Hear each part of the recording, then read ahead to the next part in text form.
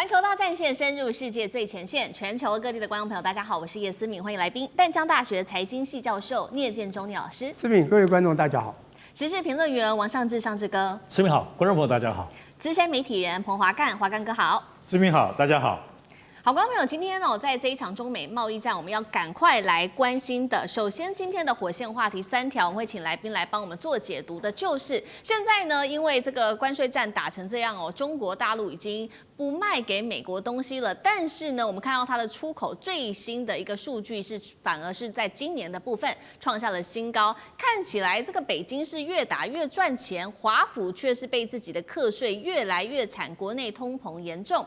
川普这时候贸易战反噬了，美国人现在连万圣节即将到来的万圣节要买个糖果，恐怕都觉得贵了。第二件事情是，现在川习会在即谈判。这个川普是在求饶吗？由他的财政部长出来说，这个 APEC 还是会照常举行的，怎么回事呢？北京则是从容不迫美国财长难道是在代替川普来击灭火吗？第三件事情，今天要来关心的就是，确实现在大陆是透过它的稀土来卡住美国的咽喉，尤其是美国的高科技产业现在可能会造成的问题，包括了晶片。造不出来，电动车组装不起来，美国的科技霸权瞬间会不会变成纸老虎呢？今天我们都会一起的来做关心。这一场中美之间的贸易战，随着大陆增加习近平提出的对于美国的稀土有更严厉的管制之后，川普就立即的加征了100%的关税来做反击。但是讽刺的事情是，这话才说完而已。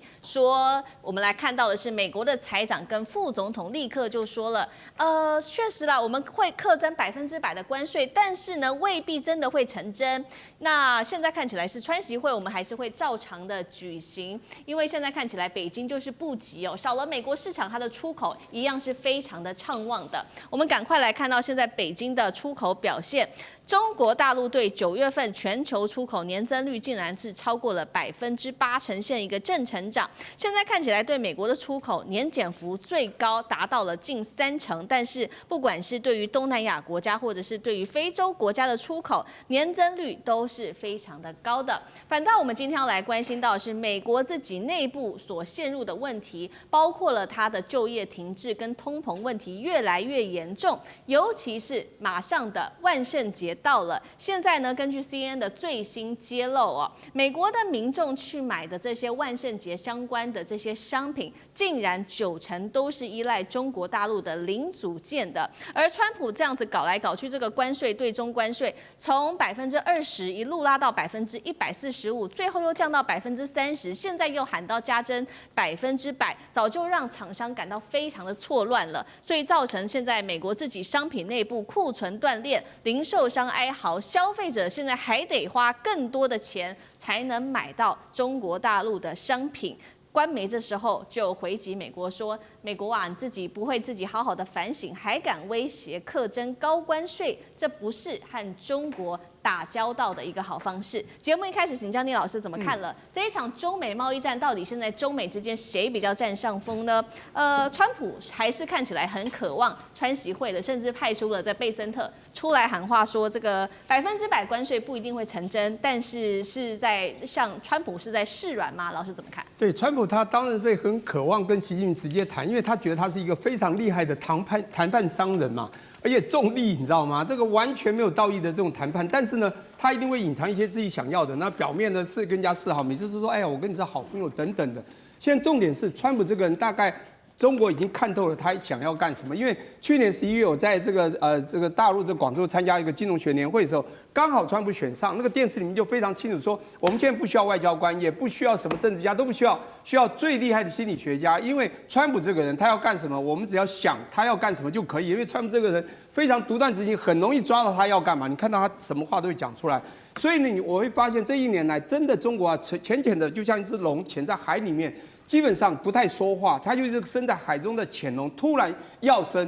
那你说到底现在谁赢了？我现在必须讲一下，就是说川普，你看他有什么这个武器呢？他大概武器就是唯一的王牌就是 tariff 关税嘛，他打到最后还是关税嘛。所以你说这个贝森特讲这个100%不一定成，这个其实一点真假不是重点，有没有意义才是重点。什么叫意义何在呢？他当时不是已经升到了130、145%了吗？不是又谈一谈又降回来？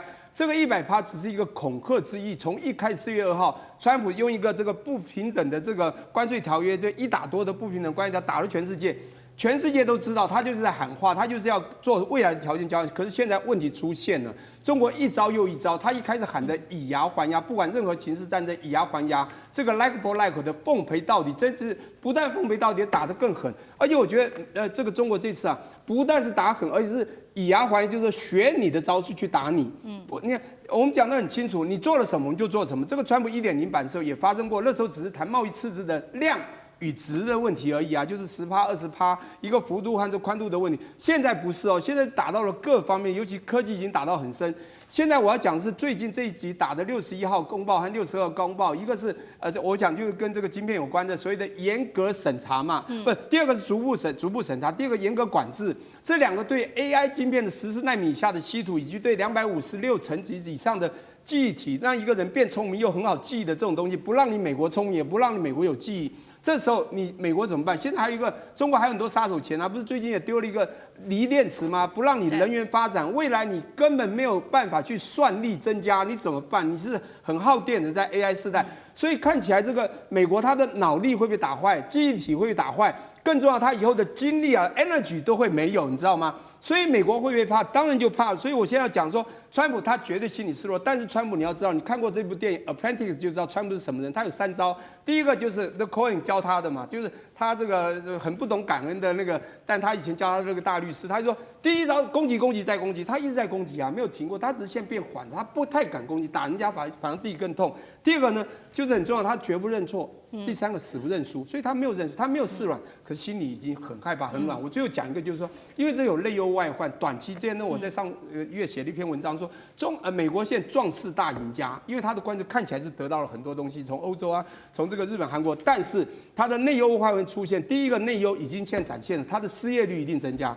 通膨增加，它的外患更可怕。未来的所谓的国际经贸、地缘政治，未来就会是一个没有美国的一个 without US 的一个什么 regionalization， 没有美国这个 free trade。所以现在你看到了中国啊，在这个浅浅的去拉帮结派、互碰引伴，到南非去增加了56%，它以前“一带一路”就有这样的一个连线嘛，到东南亚去增加15.6%，反而美国对你美国出口减少27%，那美国现在怎么办呢？所以现在看起来再走下去，美国会更痛，那中国看起来这个胜算就更大。确实，这场贸易战现在打到现在，本来是美国希望打中国，但是看到中国大陆在今年的部分这个出口大增，不管是对东南亚、对非洲等等，美国则是现在失业率跟通膨越来越严重。有几个比较具体的数字带观众朋友来看到，包括它的9月份的私营企业流失了3.2万个职业，而川普本来是希望能够复兴美国的制造业的，现在制造业竟然流失职位7.8万人，能源采矿业也裁员了6000人。刚刚提到了嘛，万圣节要到了，但是现在通膨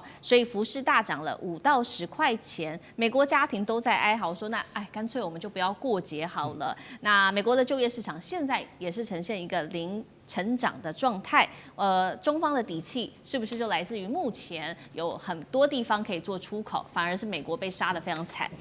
尚志哥怎么看？是的，我们现在看中美关系，特别是明明现在川习会在10月底就要见面了哈，没有意外还是会碰面。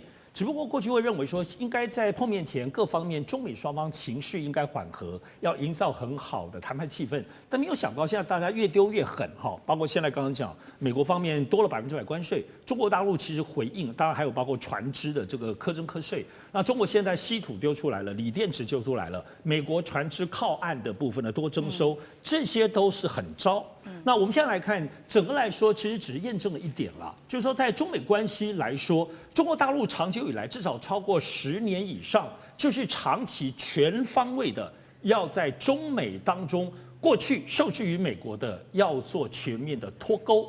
那么这个脱钩，其实我自己最早看见的是非常多年前当中，包括中国大陆的中资企业，包括中石油、中石化在美国上市的。陆续下市，哇，这时间非常长了，乃至于包括腾讯、包括阿里巴巴，全部都撤回来。也就是说，对于中国大陆有独断性、掠夺性的很重要的全部撤离。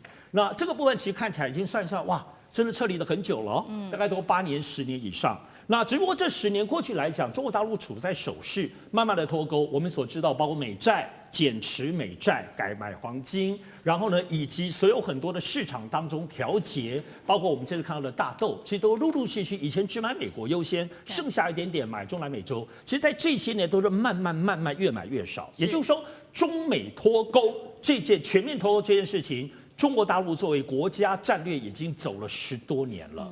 陆陆续续一块一块，好，从资本方走，刚刚讲的这些中石油中石化，从美国下市，另外就是市场方面。那么这市场方面，其实当然从美国市场离开之后，就要找到替代性的市场。所以我们都知道，无论跟加拿大、跟澳洲、跟东南美洲，甚至跟欧洲，是全面的铺开来，方方面面的。而且，比如说一旦跟加拿大要合作，发现加拿大又搞毛了，部分就改跟澳洲。所以中国大陆这种灵活性的在寻求替代市场，特别是在我们刚刚提到的东南亚。东南亚其实我相信，就我所知，大概在4、5年前。中国大陆国家战略就形成了部分，就是他们不把东南亚国家，美国是没有错，他要去中国化，尤其制造业，所以要求很多所有包括中国大陆的或美商要求他们往其他国家，他们要分解中国大陆的作为制造的核心。可是中国一开始是抗拒的哦，但是4、5年前大概国家战略就想清楚了，没有，他们就推出了一个概念叫做 N。就是所以中国大陆叫做 N+1、N+2、N+3，也就是说，他们把越南、泰国、包括印尼等等这些地方输美的，只要是中国大陆的产业外移过来的地方的话来讲，就作为他们的替代性的一个方案，把东南亚的市场跟中国大陆做捆绑，而不作为竞争对象。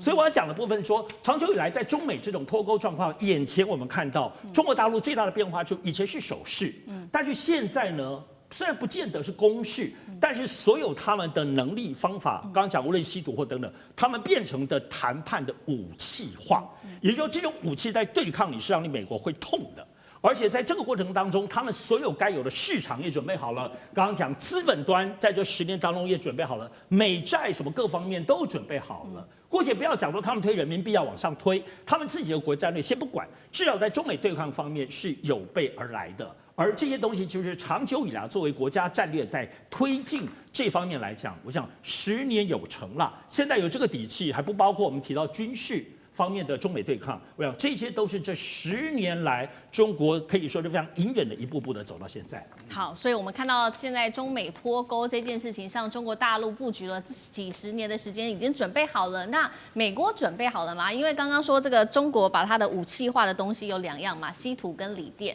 尤其今天我们来看看这个稀土，美国到底能不能没有北京的稀土呢？我们先来看到一个数据哦，中国9月份稀土出口到美国是已经大暴减了，大概达到30%，而且是连续3个月都是下滑的。美国的贸易官员前官员他说，美国啊可以卡中国的晶片，但是中国能让世界造不出明天的晶片哦。那白宫也这边的顾问特别讲到了说，如果稀土被封锁，美国将会失去参与未来经济的一个资格。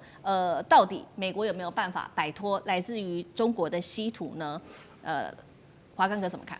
好，美国的学者有讲哈，中国在未来一定有能力能够阻止地球上的任何国家的现代化，也就是说，可以去影响他们的现代经济。这个话讲得非常的满了，也很尖锐啊，可以阻止任何国家的现代化。为什么？因为你没有稀土，你就没有晶片，你就造不出战机，你就造不出船舰。好，这话讲得非常的直接又明白。那你去看看这个关税战打到现在，9月中国的出口一点影响都没有，年增8.3%，同期增加8.3%，创了半年的新高。但是对美国年减27%，很多哦，1/4哦。对。可是对它的整体有没有伤害？没有嘛。所以对于你关税战的结果，对于中国的经济打压毫无成效。从这里就可以看得出来。要再看下一季吗？我相信下一季的表现，中国的表现一定会更稳健。那连续3个月来，中国对于这个全球的稀土出口竟然锐减了多少？30%连续掉了3个月。那这是什么意思？你知道吗？你知道中国它现在甚至它还可以派人到到海关去看，说，你现在这个出去的东西是什么样的东西啊？对不对？你不要，美国不是千方百计在设法让 NVIDIA 的那个晶片不要卖给卖给那个中国吗？中国的海关也派人去，我跟你讲，你看有没有夹带战略性的稀土卖走的？我跟你讲，商业间谍无处不在啦，不是美国防中国，中国也防美国。你会用各种名义啊，各种子公司啊，对不对？你会包装过以后，然后就把这个稀土给出去了。所以我讲一句实在话，双方都是谍对谍。但是呢，这个美国学者哈叫那个伯勒曼，他讲得非常好。他说，美国可以卡中国的晶片，但是中国可以卡你美国，让你明天造不出什么，造不出明天的先进晶片。所以中国现在最近还特别对于飞弹和战斗机使用的那种高功率电动马达，那一定需要稀土，还有坦克跟火炮的雷射测距仪。我现在讲的都是非常基础的军事装备，那里面也有稀土。只要中国不卖你，美国可以自己做，但是要花10几年。为什么？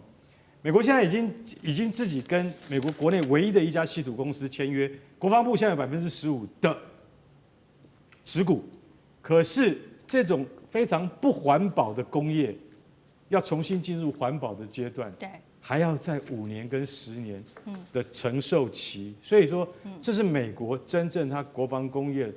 中国在40年前就已经不为污染去接受它了，现在对于稀土的控制非常好。那前面付出了很大的代价，但是呢，全世界现在才刚刚开始要付出这样的代价。如果你要建立稀土工业的话，你就要付出那种环境代价。中国在这方面的确领先多少年，也成功了多少年，而且它会一直领先下去。好，谢谢华干哥。那我们休息一下，马上回来。地缘政治、美中之争、战略价值、强权崛起、小国生存，现在与未来洞悉事件走向，掌握世界脉动，全球观点尽在环球大战线。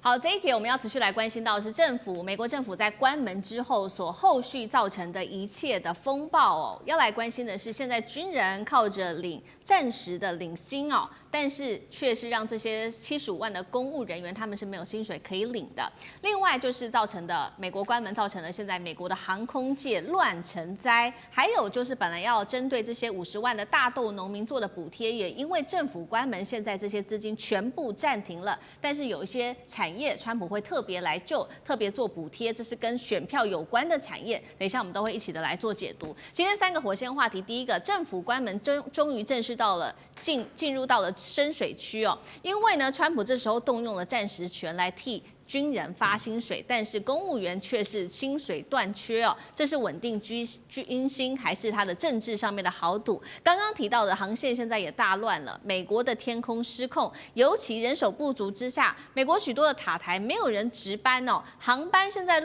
误点的部分已经达到了5800架，本来应该是美国的旅游旺季，接下来还会有这个感恩节甚至圣诞节，美国的飞机能够飞得起来吗？今天会做解答。最后是川普会不会针对他的选票仓特别做补助，不管是针对农民或者是针对军人等等，他是否要放弃其他不重要的选票来保住原本的选票呢？今天会一起的来做关注。赶快来看到最新消息哦，是川普他是以最高统帅的身份，他说了，即使是政府关门呢，我也下令了，要让这个战争部的部长赫格塞斯动用一切可以用的资金，确保美国境内130万名的现任的军人能够领到9月份最后一期的薪水。但是军人能领薪水，数十万的公务人员他们可没这么幸运了，没有办法领到任何的薪水。那么现在做了一个最新统计，从川普1月份入主白宫之后，已经缩减了20万的公务人员。接下来他预估呢，被迫休假的这75万名的公务人员也会慢慢的做解雇。这些公务人员主要从事在医疗、教育、跟环保、跟社福等等领域，都是未来的一个重灾区。节目一开始来请教上志哥怎么看？这时候川普动用所谓的暂时的权来保住这个军人的薪水，是否刻意制造这种暂时总统的形象？下一步他难道会有更大的军事行动吗？上志哥怎么看？是的，首先我们看现在美国政府联邦政府关门这件事情，那现在持续的时间已经很长了，在我们现在录影这个时间其实已经超过10天了哈，所以这个部分究竟会多久？当然，我们来看联邦政府这么样的重要的部分，所有的机构在台湾叫军公教，可是就美国来讲，可远比这个当中更详细细、密密麻麻深入到基层哈，不止在华盛顿，包括在可能各州当中的联邦机构，比如说像司法机构，都会受到影响。那在这次当中，很明显的，其实还是来自于是在美国国内自己本身的政党之间的政治恶斗。因为主要它牵涉到的还是美国联邦政府的预算，以这预算当中涉及到的举债。那既然预算就牵涉到在整个川普对于他们自己政府当中的新的组织改革在这里面，所以在里头无论参众议会的部分，对这里头于是就展开了很大的碰撞。在这里头，即使共和党有很大也有一些优势的部分，但你终究在某一些的州当中的参众议员的部分是不见得都听你川普的话，所以这就为什么现在没有办法在参议院卡住，已经表决很多次没有办法通过的原因。本质它还是政党的部分的内斗，但我们必须来说，在这个内斗当中，其实川普有备而来，因为他作为组织就是要调整，特别是他在上任之前到现在已经将近10个月了，他就是要裁员，所以他现到顺道做裁员这件事情。当你看起来很气，尤其如果是联邦政府他们的家人，一定气死了。可是就整个川普的大的国家或整个他对于华府当中整个新的架构来讲，这是如他所愿的，他是顺势救局。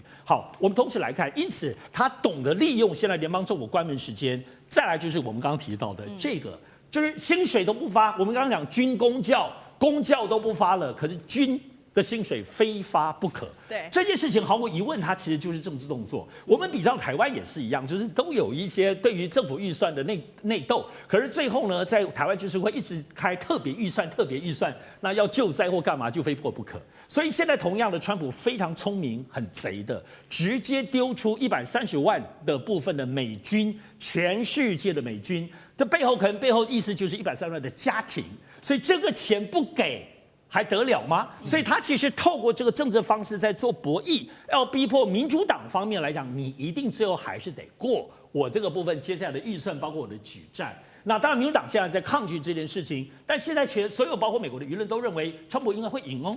为什么？因为你在全面的停工，包括我们刚刚讲啊，天空啊什么的之类的这种空航人员，其他这部分都得有替代。但是对于130万的美军家庭，而且这些军人在美国的社会地位的价值排序非常前面，所以这个钱非给不可的情形之下，你最后还是要逼你要通过预算。所以我们整天看这件事情当中，虽然有很多个别的事情，但总的来说是川普在面对国内两党政治，特别在预算方面当中的这个信手拈来之作，是全部都是算计好的。那么一切希望他能够达到顺应到他对于他未来对于预算的规划跟使用权，以及包括对于裁员之后的新的美国联邦政府体制，他的这种想法能够实现。好，川普这一次看到政府停摆哦，只针对这些军人130万的军人给予薪水，这是政治上面的考量。但是确实现在看到航空方面呢，这个产业可就没有这么的幸运了。受到政府停摆，我们要赶快来看到的是，接下来尤其是旅游旺季哦，不管是这个圣诞节或者是感恩节，美国的航空业会不会出事呢？我们看到它现在在全美11个地区的空域或塔台都出现人力崩溃、人力不够的问题哦。航班在多个地方看到夜间的人手因为不够哦，都已经延迟达到90分钟。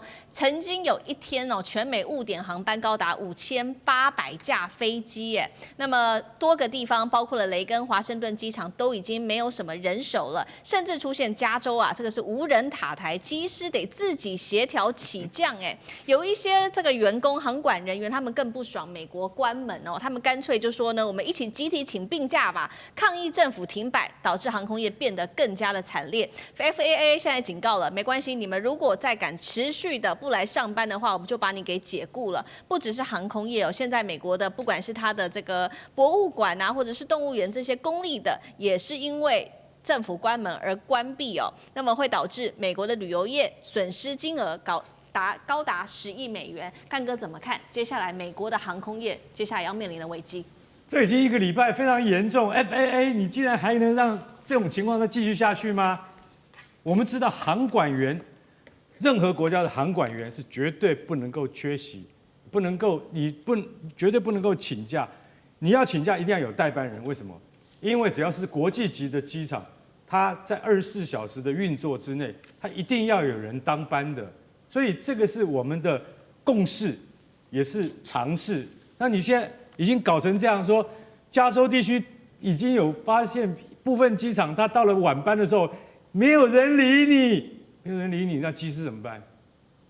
在一般的小型机场，或是没有在终端雷达导引的机场的时候，是真的会发生这样的情况。比如说像中西部的那些农村州啦，那个有地方性的小机场，但是机师跟机师联络，大家经过无线电说，我跟你讲，我现在在多少方位，我现在多少高度，然后你多少高，你报给我，然后空中所有的飞机都要自己报啊？为什么？因为现在没办法，我们这样的，因为偏僻的乡下机场就是这样，南美很多机场也是这样，可是这不能发生在纽华克啊，你不能发生在芝加哥。我跟你讲，芝加哥、纽华克通通都受到影响的，而且加州就是一个机场叫伯班克也是一个大机场，它是最严重的，它一整个晚上没有半个人，然后机师跟机师之间彼此互相协调，我们怎么下去？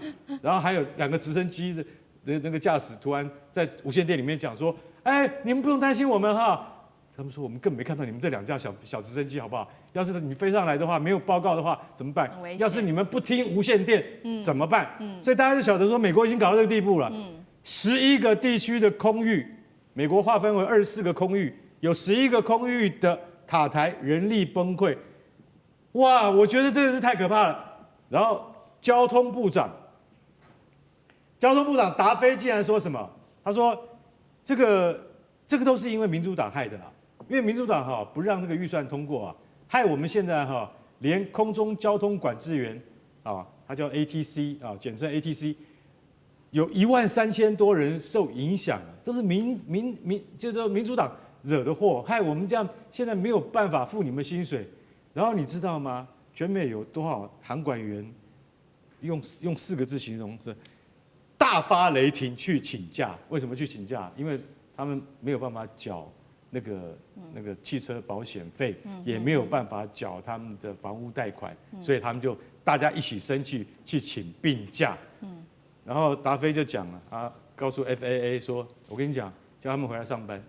现在虽然领不到钱，但是我们联邦政府会想办法。如果你不回来上班的话，你就是没有职业精神，没有职业精神，到最后会被解雇用解雇来恐吓自己的最重要的产业链上的员工，你能够相信这会发生在美国吗？那它就是发生的，而且它还会再继续到圣诞节吗？因为还有1个多月的时间，现在部分的机场已经在开始进行补救的状态，也就是说使用特别预算把航管员给请回来。可是我说句实在话，如果再持续下去的话，破了上一次35天的记录的话，这些航管员可能真的不是现在有一部分航管员真的去开 Uber 了，他们真的去开 Uber，赚钱养家了。你看问题有多严重。好，航空业受到非常大的冲击。那其实不只是航空业，我们现在来看到另外一个产业同样很惨哦。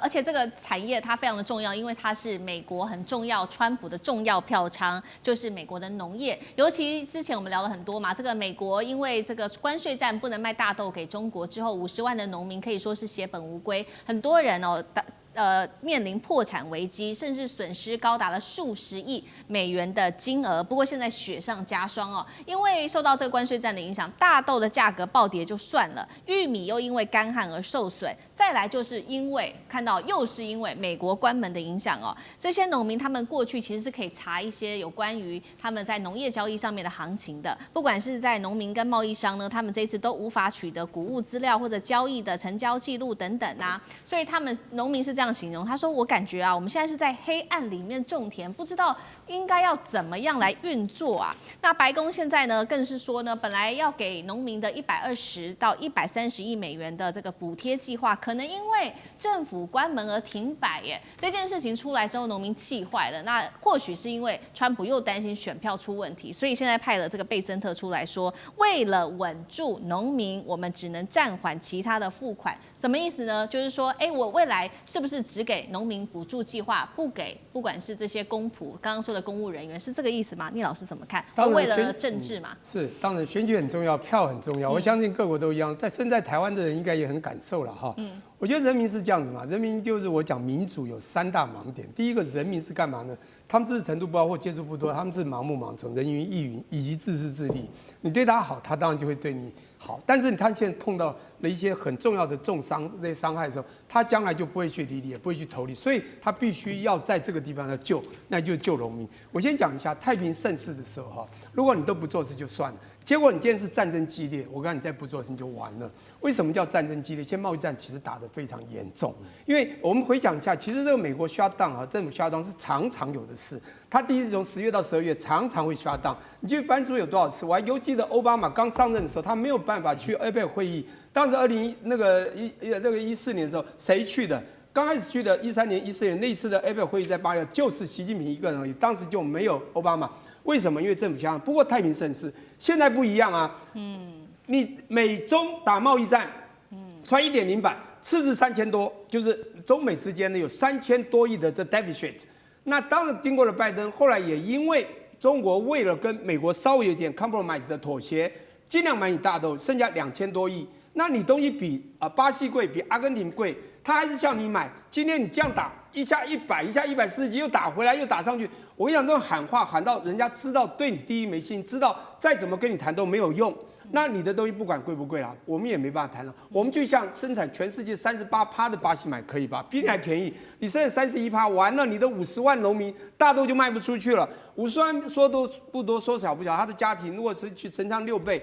的话，这的人数就是300万，300万就是美国3亿人1%，这也算是一个很大的数目，所以他必须救。我先讲一下哈，现在大豆的问题很严重，就出口，现在就是贸易战打到他们的农民，就是所有的农作物很难出口，因为中国会用这种他们自己需求的底去找别的国家，像巴西、阿根廷有13%的这个大豆出口啊，这个巴西、阿根廷就超过51%，所以他丢到那个单就够了，所以他从5月到现在好几个月已经一颗大豆卖不出去，你说农民怎么办？我现在讲这贸易战打到什么程度呢？美国现在出口出现一个问题，就是你会卖不出去。第二个，进口也减少。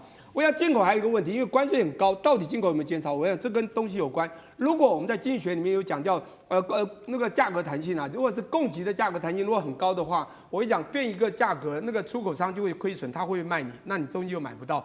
第二个，但是如果当地的美国公民他们之间的需求的价格弹性很低的话，就价格变化，他还是一定要的话，我跟你讲，他不要不买，他就必须买单。一旦他是要买单，求着外国人去卖，维持你原价，他关税自己买的话，美国非通膨不可。你觉得美国现在问题严不严重？所以他现在不是太平盛世，也因此你在讲说，现在川普要干嘛？他必须要有他的标，必须救他的农民。那当然，这个当然就是他的一个政治生存游戏，他必须。在政治上活下去，也要让人真的喜欢他。而且你知道，气功部他已经不在乎，他已经多少次从斗局有多少次的方式，也告诉他自己说，反正尤其是不听我的，的确他就继续去除了。所以我现在重点就是在现在所谓激战的这个情况，他的关税不是他现在的这个所谓的让农民啊根本不知道数据如何在。这个去又卖不出东西的时候，那农民讲这句话非常有道理，叫黑暗里种田还不知道未来，这是很可怕的一件事。对，好，谢谢聂老师。那我们休息一下，马上回来。地缘政治、美中之争、战略价值、强权崛起、小国生存，现在与未来洞悉事件走向，掌握世界脉动，全球观点尽在环球大战线。好，好，接下来赶快来关心到的是中东的情势哦，尤其现在在加萨这个战火暂停之后，几件事情，我们先来看到20名的以色列的人质终于是全数都获救了。当然呢，现在在特拉维夫的街头是一片的狂欢声哦，民众挥舞着旗帜放烟火庆祝这个非常重要，终于是经历了2年来的历史性的一刻。就在民众庆祝的同时，川普呢，他则是特别登到了这个以色列去，抵达以色列，并且在国会大楼这边高调的进行演说了。他说这片土地啊，终于迎来永远的和平，真的是这样吗？等一下我们一起关心哦。他还大赞这个纳坦雅胡，他说他不是个好对付的人，但那正是他伟大的原因，干得好。然后叫了他的小名叫做 BB 哦。那但是呢，川普话是这么说没错，但是我们看到他口中这个伟大的人，现在纳坦雅胡在经历什么呢？因为纳坦雅胡现在啊，正好被国际刑事法院已经对他正式发出了他涉嫌2件事情，第一个战争罪行，第二个还说他有贪污的重罪。在以色列国内也接受到非常严厉的刑事的罪行哦。那可是呢，在这样子的一个状况下，川普甚至还邀请纳坦雅胡去参加加萨的和平峰会。这话一出啊，土耳其总统埃尔段听到非常的生气，他说未来只要有纳坦雅胡的地方，我就不会去出席哦。川普现在希望以阿正常化成为全球的笑柄，到底他能不能成功的请到纳坦雅胡去参加这个会议呢？那纳坦雅胡能够躲得过来自于 ICC 的追捕吗？还是会被押上海牙？还是他可以透过他的政治保护伞继续横行国际？上志哥怎么看？题目虽然是提到纳坦雅胡，但我们还是要从这次停火，它是停火。当然，从川普口中不断的讲说永久和平，永久和平，可是谁信嘛？从停火到真正的和平这件事情，它还很长远。我一直记得对于中东战争这件事情，我有印象，大概我小学4年级的时候看电视，就那时候其实包括当时加萨走廊，我就好说加萨走廊，其实就是对我来说，其实中东这场战争，在我这个人短短的一生当中，也已经超过40年以上的经验。你难道只是现在就可以和平，而且永远和平吗？不可能，不可能，不可能哈！所以，但是现在停火了。停火，你说是因为在巴勒斯坦这方面或哈马斯他们的状况没有，关键者就是纳坦雅胡。纳坦雅胡不打了，为什么不打了？在早先都他不应该打，打了死去活来，但他现在为什么不打了？以这为聪明的以色列人或犹太人来说，他当然现在有特别的处境。我们现在看到他特别的处境，他为什么不打？首先第一个部分当然是川普要停火。所以，川普的压力当然是对他最直接的。其实，最重要的东西还是在于作为纳坦雅胡执掌权力，而且在动武的这个以色列，乃至以色列里面所谓的这个全球当中非常重要，叫做犹太人。也就是说，这一贯从纳坦雅胡到以色列到犹太人这一整个面临现在什么处境呢？除了美国现在还在挺他，但川普要他停火之外，你现在放眼全世界。比对于现在乌克兰战争来说，乌克兰战争整个北欧是北约，甚至整个欧洲国家是站在乌克兰这里可是现在纳坦雅胡中东情势，除了美国站在以色列这里，现在全世界所有的国家，首先联合国国内超过150个国家，非但是在谴责以色列，尤其谴责纳坦雅胡，甚至都已经同意巴勒斯坦建国了。所以这个独立建国当中，包括英美这些国家，所以这就是现在以色列的处境。好，如果要打，继续打下去，第一个刚刚讲，联合国或全世界的国际政治，除了美国之外，现在已经走到一个走不下去的地步了。以色列。其实第二个部分，看到先前的危机，就是阿拉伯国家大团结。在思敏的这个题目里头，我们都在关注的部分是包括所谓阿拉伯北约。也就是说，现在你东打、左边打、右边打，现在你推使的包括南边、左边的埃及，甚至包括沙特等等，所有这些国家，甚至伊朗全都站在一起。也就是说，阿拉伯国家你继续打下去，是不是你逼着所有阿拉伯国家在军事方面跟你站在一起，跟你要对抗了呢？所以这个部分就是现在纳坦雅胡所谓面对的情势，更不要说现在犹太人整个在国际间臭掉。像现在西班牙是驱逐犹太人的，把要求所有的犹太人是要离境的，就是说整个犹太人作为在国际当中文化社会当中有一个地位，已经全部要耗用掉了。所以现在作为以色列犹太人跟纳坦雅胡他现在要如何结束这场战争？现在此刻看起来，至少他得要停火吧。更不要说现在把人质交换回来，这可是川普心心念念的东西，因为当然很多美国的人质，所以现在眼前这个抉择不是一个迫于现实，也包括迫于现实，但重要的这还是一个纳坦雅胡已经精算，他不一定是战争结束，但眼前这一步对于纳坦雅胡个人或对以色列是最好的抉择。是好，纳坦雅胡经过了这个政治上面的考量，是决定现在要暂时就加沙这件事情暂时停火。那刚刚也提到了嘛，在这一场战争之下，也促使了这个阿拉伯北约阿拉伯国家甚至是埃及跟巴基斯坦这些国家，现在也都团结起来。那现在川普看到这样子的状况他已经使出了一个全新的招数。我们要来看到，就是在最近同一时间，美国突然间向卡达递上了这个军事大礼。什么大礼呢？就是说要开放美国的本土基地，让卡达的空军可以进驻到当地。大家在解读说，这个川普是在对卡达赔罪啦，因为上次容许以色列针对卡达做这样子的一个攻击华刚哥又怎么看？阿拉伯世界经过川普这一招会买单吗？还是只会持续的对美国感到反感？你怎么看？这个我看不懂啦啊！我跟各位讲，我真的看不懂啊，因为为什么你知道吗？因为你哪里不训练，你非要跑到美国来训练。对我今天讲句实在话哈，你川普你现在这样，你就打了人家一巴掌，然后现在像我们台湾话说给你秀秀哈，没事吧？你被我打了痛不痛啊？对不对？那以色列打我们分明就是你同意的嘛，你不要跟我讲说你不知道啦。以色列空军4架 F-35，再加上8架的 F-15，进到了卡达的领空里面，是谁都不知道。然后当然了，他是实行精准打击，也打到了目标，然后当然没有消灭到他们想要消灭的就是恐怖分子。但是呢，像这个行为是卡达建国以来第一次被外力入侵，大家了解吗？对，没有人打过我们呢，为什么？我们跟所有人都好啊，我们也不是极端伊斯兰国家，我们竟然被以色列打的这么一拳，你知道卡达的空军？卡达就是防着这一天，所以卡达竟然有飙风战机，还有 F-15 Eagle， 美国最好的 F-15英式战机。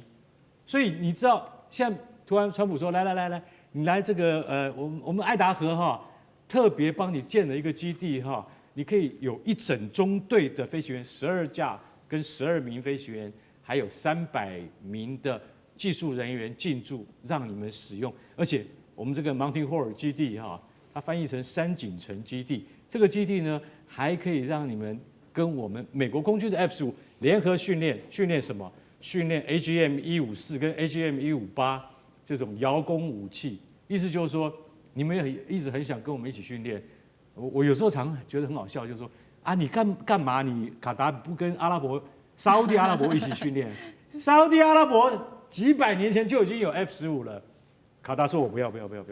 我跟沙烏地阿拉伯练不出任何东西来，我还是要来这边练。”所以我今天就讲一句，就是说，我今天打你一巴掌，我今天再安抚你一下，这是川普他用的招数。但我今天可以讲一句实在话，卡达不会忘记这个仇，他一定会永远放在脑海里面。他现在不把它翻开来，是为什么？他跟美国还要合作，可是等到有一天美国再次踩到他的红线，乌代尔基地你还要不要混啊？就在我卡达境内，所以美国专门做这种损人不利己的事情。卡达有时候我们看看也是真的蛮可怜的。我们再来看看后续的发展。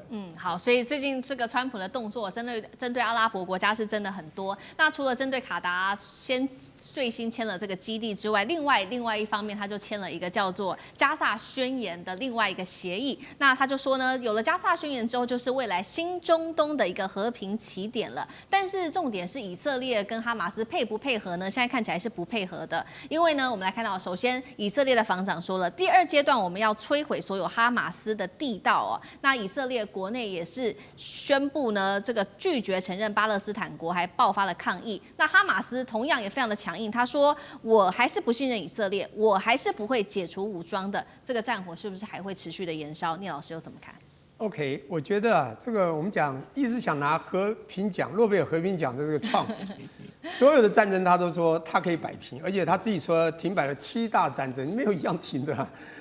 6月份的时候呢，这个以色列呢，因为地区较小，那看起来这个伊朗有机会啊，这个一直攻会把他那个天穹把它打破，然后打进去，所以呢，他才出招了。从这个 G7 会议呢，回去说2个礼拜，结果2天就用 GBU 武器去炸了伊朗，大家都还记得那是伊朗事情。但伊朗之前面有很多代理人战争的代理人，包括哈马斯这些事实，但这就是所谓中东危机的一些两边的这个对决。可是大家都知道，以色列纳坦雅胡就像他的儿子或他的信徒一样，就是川普信徒，所以他一定站在这个以色列这一边。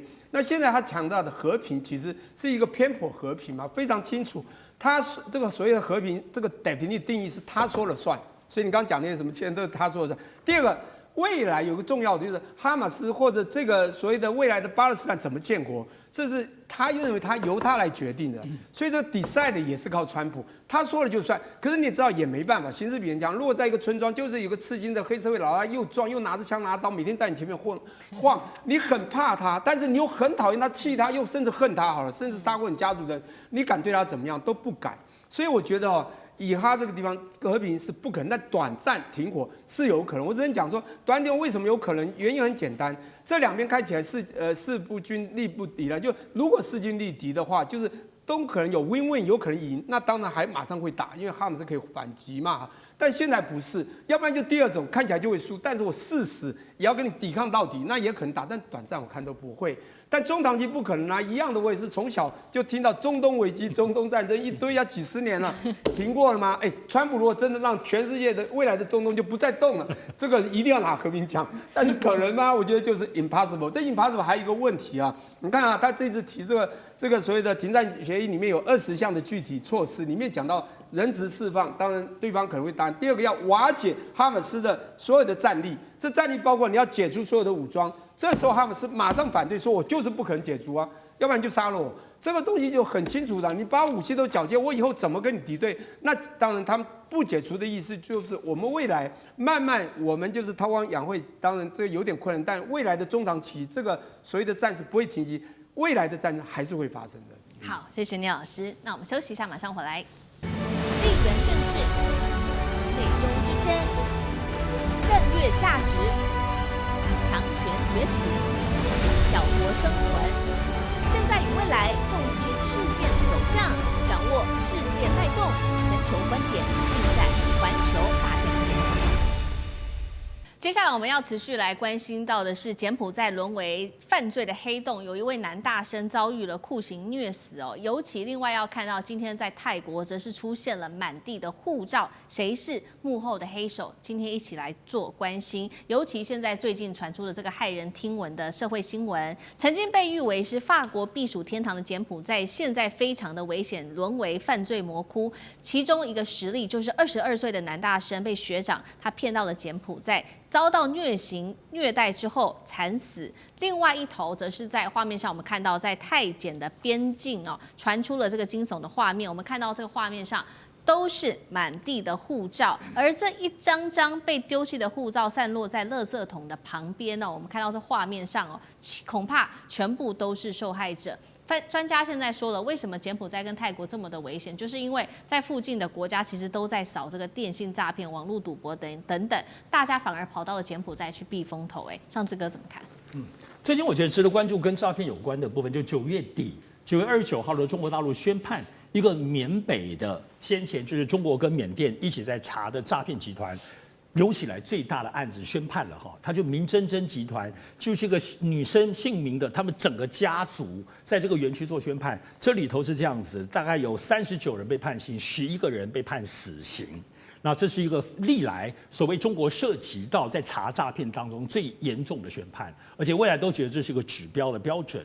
我们知道，其实中国大陆或者在讲在过去的诈骗是从柬埔寨开始的，后来其实在泰国。然后泰国当中，后来尤其是在泰缅边界，后来集中在缅甸，所以中国其实最早就是在对付诈骗，就是柬埔寨，所以都觉得，怎么现在柬埔寨又回来了呢？没有错，柬埔寨过去在诈骗是中国做一个大的巢穴，在中国大陆政府强力介入，跟柬埔寨政府一起在打，最后清干净了，最后才移到缅甸去。好，你以为柬埔寨没有诈骗吗？没有，只不过就是中国在柬埔寨的诈骗没了。所以在取而代之是在柬埔寨诈骗，就是日本、韩国、印尼，包括台湾这方面的诈骗，依然在柬埔寨当中还是有很多的巢穴跟据点继续的诈骗。所以特别是日本、韩国非常非常严重。那只不过，但是日本、韩国政府或台湾、印尼政府就没有中国大陆这么样大刀阔斧，而且就国家政府之间的强力查缉，其实就没有。所以我们现在看到的、听到的这些消息，就是当中国政府在全力查缉，把中国原先是最大的诈骗集团，从泰国一路从缅甸、从柬埔寨查到泰国，查到缅甸，不断的在清理之外，可是其他的国家、其他的诈骗都没有政府强力介入，而就使得柬埔寨依然还是个诈骗的非常严重的巢穴。而这巢穴我们看到这次就是韩国这个男生的例子，对，以及那么多这个诈骗，你看这些护照的诈骗里头，好多都是印尼，包括马来西亚的部分的护照在这里头，这就是现在我们看到实质。柬埔寨还没有消失，包括台湾我们录影的昨天才刚刚又有一个台湾的年轻人长期做诈骗被移送回来了。我比较好奇的事情是，报道已经这么多了，为什么还是有这么多人会被诈骗？去到当地，干哥怎么看？思敏，我现在就要来帮你解答这个问题，因为一般人都会想说，怎么可能呢？全世界都很注意诈骗问题，对不对？世界各地都发生了相关的案件，而且都成为严重的社会问题。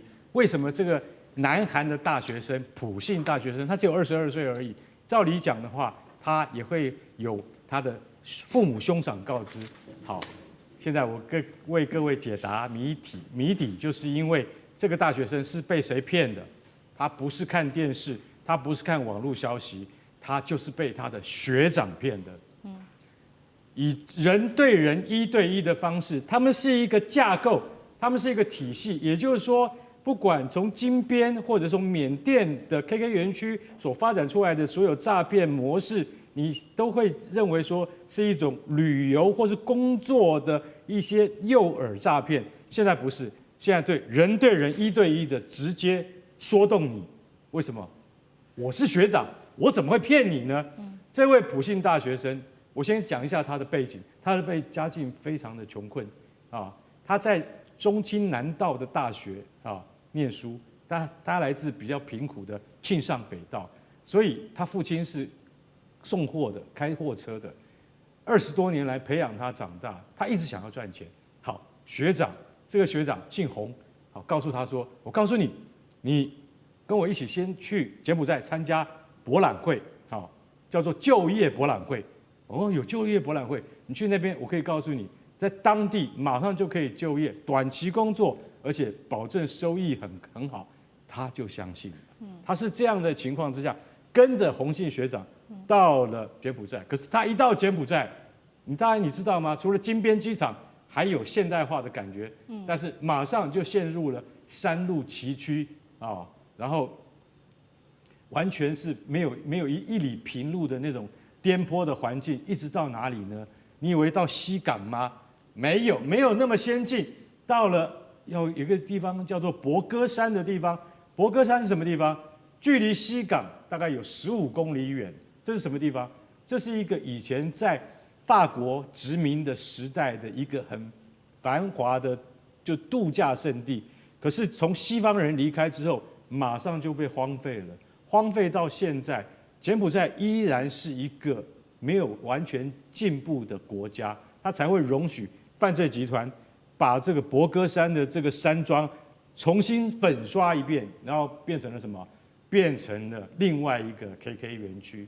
也就是说，所有变成猪仔被绑架而来的这些人，如果你不参与我们的诈骗这个体系的话，那你一定会挨到毒打。然后我特别去了解了一下，为什么这个朴姓大学生是韩国籍。大家要注意到，我们都有听过各国籍的人被骗，但是韩国籍恐怕很少听到。没错，为什么很少听到？因为那是诈骗集团，国际诈骗集团还没有开发的，算是处女地，在这2年才开始开发。而且在这2年，从2020年只有4件，到了2023年飙到220件，到了去年2024年底到了330件。我现在所讲的是被控制、报案，然后后来有能够得到解决的，这个普信大学生为什么没有能够生还的回来的原因，是因为目前柬埔寨警方的讲法是说，据他们了解，因为人都已经死了，死无对证，但是听说他反抗，后来他接受了，他说好，我来帮你们骗我自己的同胞韩国人啊，但是在于酬劳的分配上面，目前听警方的说法是这样。说有一笔123万台币，相当于接近5000万韩元的那个金额，普信大学生交代不明，交代不清。家属不能同意啊。家属说，我的儿子怎么可能会去参加诈骗集团？是，但是后来这个普信大学生他被绑架之后，的确有这个要求的赎金的电话，是由什么？是由一个具北韩口音、朝鲜口音的歹徒打电话越洋电话到庆尚北道的这个普信大学生的家里，然后跟他的这个父亲说，你要准备5000万韩元，所以大家就可以 match 起来说，他被要求的赎金跟那个诈骗集团说。他可能侵吞了我们的一笔款项，那个金额是 match 的，所以造成了说今天这个惨案，因为韩国人在海外，尤其是像柬埔寨这种东南亚国家遇害的案例非常少，所以引起连总统李在明都非常的关注，而且被议员臭骂，为什么世界各个国家、东南亚周边国家都这么的关心国民被诈骗的问题，韩国一直没有，但韩国没有警觉心。到现在，你才要派外事专业警官到柬埔寨去，到金边去帮忙协调这些问题。所以说，李在明也是一脸的鼻子青啊，一脸的红。为什么？因为被骂的真的是，坦白说，他们的反应是慢了许多。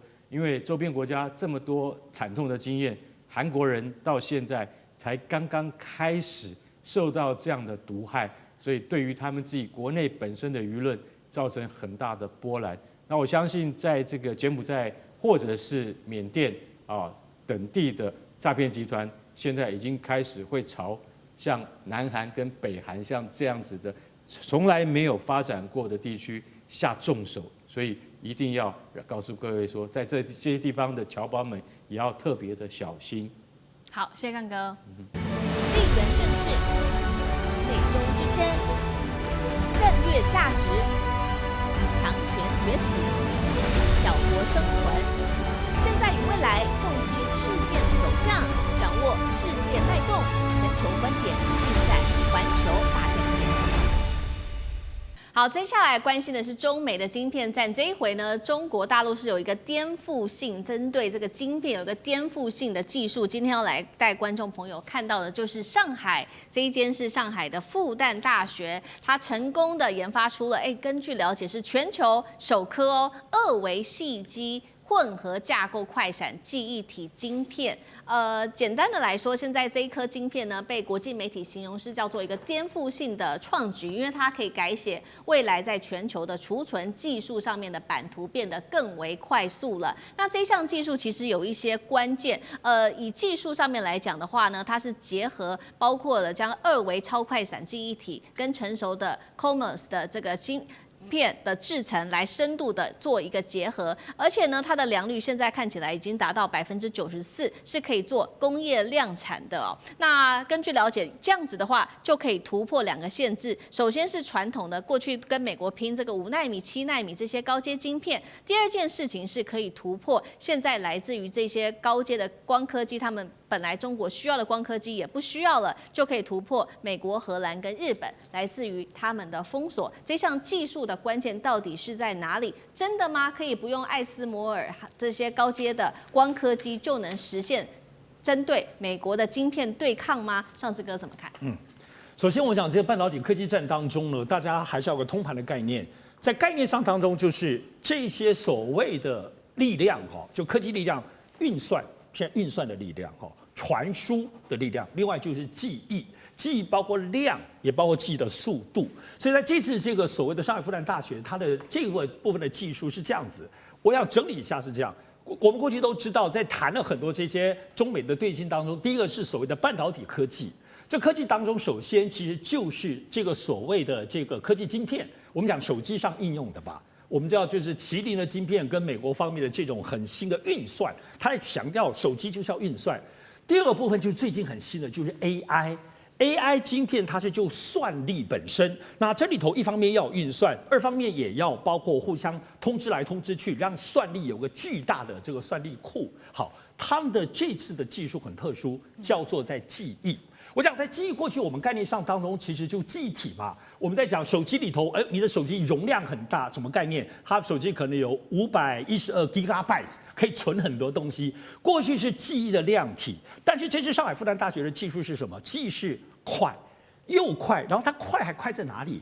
它快在这个记忆可不是在比这个量可以放很多东西，而是这记忆当中放的部分是最关键的，是什么呢？AI，什么意思呢 ？AI 即便过去就是纯算力，但是现在最新的 AI 训练技术在大数据模型来到，因为过去每次 AI 如果什么东西都要从头算到尾，全世界所有的网络要帮你扫一遍，这来不及。所以现在算力更精致，是它一方面算，可一方面它也记。也就 AI 的晶片当中有一部分的部分是已经记下来，它过去做训练的记忆的结果，所以它每次快速在运算的时候已经记得了那些东西。那这是最新现在大数据模型的技术，所以这里头必须要有晶片去供应这么重要的 AI 晶片当中记得，让 AI 特别记得。那这个现在复旦的技术就是在这里，又快。又能够记得又多，而且它的技术基本上也是跟我们现在看到 CoWoS 什么一样，在做出这个东西都是有垂直性的，无论是几纳米哈，所以它并不是光刻机或什么，它是一个记忆晶片的技术，它不是帮你做1T、2T、3T 的记忆的量体的这个部分，它是在传输的速度，而且特别是针对现在最重要的 AI 晶片算力加记忆的这一块。哇，它可是量身定制啊！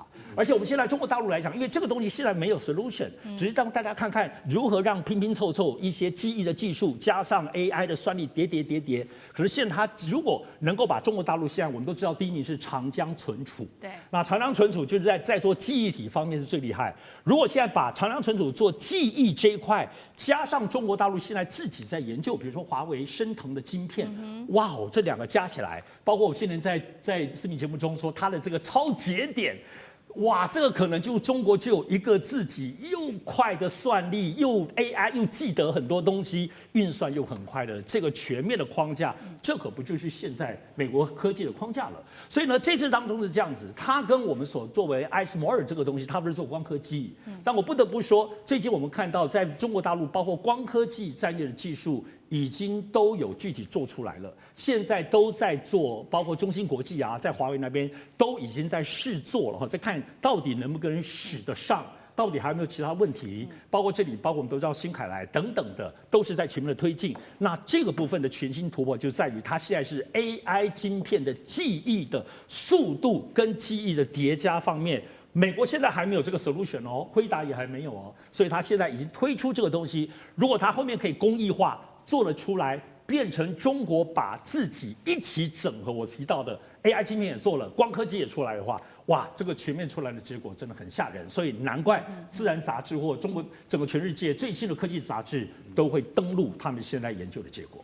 好，这个技术是我们节目上面首次的报道，因为这是一个最新的技术。那外媒已经做了一个评论，他认为说这样子的一个技术会是未来中国大陆它的晶片的一个叫做新王牌哦，所以是不可以小觑的。这是一个技术。那另外一方面呢，中国大陆除了在技术上面突破之外，我们来看到它在这个成熟晶片上面现在也有了新的一个突破，尤其是在它的晶片的出口方面。我们来看到一个最新的数据是今年1到8月，大陆出口晶片9000亿人民币，出口量是年增幅达到了23%，已经正式的在晶片上面超越手机，成为大陆第1大的出口商品了。尤其刚刚提到的成熟晶片哦，是中国大陆很重要的一个压舱石哦。它的成本首先呢，比美国的晶片成熟晶片便宜了大约40%，包括了现在美国的多款武器都是用大陆的成熟晶片的，不管是美国常用的F-35，或者是它的伯克级的驱逐舰，甚至它的航母。都是使用大陆的成熟晶片的。那现在北京有了底气之后，我们看到它针对于辉达的审查晶片的进口之后，变得更为严格了，会派出这些官员守在港口，一一的检查这一些辉达的晶片，这是第一件事情。但是第二件事情是，荷兰政府怎么突然间改变了态度？现在要追随美国的角度吗？最新消息，赶快带观众朋友来看到，荷兰的政府罕见出手介入中资持股的这一间半导体公司，叫做安氏半导体，理由是它危及了经济安全，是不是？它现在在配合美国，针对中国做科技围堵呢？聂老师怎么看 ？OK， 其实我先讲这个荷兰的问题啊。荷兰本来就是一直配合美国的了。你看中荷日，对不对？它的这个光刻机是不是配合美国它设计端？那美国用它的 EDA 还有它设计端配合光刻机，然后再跟日本的这个所谓的制造的一些科技技术，然后封锁中国，这个都做了很久。当然中间还有一个台湾，因为台湾不是联合国家，所以它基本上不会把台湾提出来。不过我讲这个问题也不能完全讲说它突然改变，因为真的中国的晶片这些科技发展太快，它就像电动车，就像所有东西你都冲击到全世界，很多都真的很多国家都因为中国的发展而有牵扯到各个小国家的国安问题。所以他们讲的也是为他自己考量，不完全是配合美国。我必须这样很明的讲。比如我要讲的是很有趣的，就是叫树大招风啊。为什么呢 ？NVIDIA 树大招风，你看它很可怜。最近美国呢一直说你不能去卖中国，就封锁。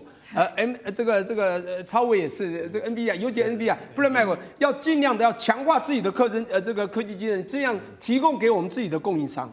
结果中国呢在这边做对你辉达。NVIDIA 的严格审查，只要你有辉达的呢，我就不让你进来。你知道为什么吗？因为我要的你不给，你给的我不要。我 H100我要你不给，那降速降到28的算力，然后你进来了，那还讨论半天进来，我们自己都会生产，我干嘛要？你刚刚讲它晶片都已经出口这么多了，现在重点就在我要的是最高的先进制程，最少3奈米以下嘛。那5奈米、7奈米也可以讨论看看，那我们大概也都有了，从中芯国际等等的都有。现在讲到另外一个，就是我不要的，你一直给我，你已经知道我有，你给我，我要干嘛？所以我刚才审查，因为它非常清楚，要推动国内的晶片的产业的发展，就这么简单。所以我觉得现在蛮有趣的，就是辉达这个 case 啊，它当然它还是这样是晶片之王，这很不错，但是大概。未来可能就是在美国市场这样卖，或者它的一些同盟国在卖，尤其中国这么大的市场，你可能也难卖，所以你的获利业绩啊，当然这可能也牵扯到这个投资人啊，自己当然要好好的去分析，到底辉达不会差，但是到底辉达在这个中美或者这个大国博弈之下呢，可能会受到什么样的伤害，这个可能要去做一些沙盘推演。好，那干哥怎么看呢？好，我跟你讲那个大家看那个安氏半导体，你会不会想到说荷兰那个国家？我不要求荷兰啊，荷兰抽大麻还合法的，我跟你讲，所以他对于像这样子的自由经济，他是不能够去管控的，了解吗？但是他竟然会对于像这种半导体产业、高科技产业，他列入观察，怎么观察？观察自己国内的的半导体公司叫做安氏半导体，但是因为它的背后有超过一半，的确啦，超过一半是有文泰科技持股。中国的文泰科技，也就是说，安氏半导体它虽然它的英文名称叫 Nexperia， 对不对？那在荷兰也是上市，但是问题是它的背后的确一半以上是中国的公司。那他就认为说，你这家公司最近的表现，让我们觉得有国安的问题。就像刚才聂老师讲的，不仅仅是因为有时候你是帮着美国来围堵，但是最重要的还是你自己本身的国家利益，你有没有顾到？不要先伤害到我们荷兰的相关的产业的利益，然后你就会发现这里面有一些科技的机密有没有外泄之嫌，所以安氏它就被被荷兰当做一个什么？当做一个观察的对象，就是警告中国，也做给美国看，美国就很开心，你知道为什么吗？因为美国已经讲得很明白了，就是说。只要像这样子的公司的话，在我们的眼里就是什么？就是列入观察清单，也就是观察清单。为什么？美国就把安氏的底全给掀出来，然后他还说还有另外一家公司是在新加坡，在新加坡的什么公司？资料处理公司叫做 Mega Speed。然后这家 Mega Speed 啊，我跟你讲啊，它的公司原先是什么？原先是那个游戏公司叫第7大道游戏公司，在世界上非常有名的。结果，一个游戏公司透过一间马来西亚公司，竟然跑去买了 NVIDIA 的晶片。